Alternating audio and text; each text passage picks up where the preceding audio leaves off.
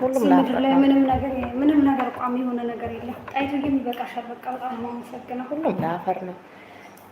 ቆንጆም ሆነ ምንም ሆነ አስቀያሚም ሆነ ሁላችንም የክርስቶስ የሆነው ፍጥረቶች ነን። የእሱ የእጅ ስራ ነው። ሲቀጥል ደግሞ አፈር ነው። ሁላችንም እኮ ደስ የሚለው ድሃም ሀብታምም እኩል ስንቀበል እኩል የሚያደርገን ነገር አለ። ግን ሰው ይሄንን በሰዓት ውስጥ በአንድ ቀን ውስጥ ለስንት ጊዜ ያስባል? በርቺልኝ ማሬ። እሺ አመሰግናለሁ። የእውነት የሰው ልጅ ከንቱ እንደሆነ ክብርልኝ። ሁላችሁም በጣም ነው የማመሰግነው እህቶቼ።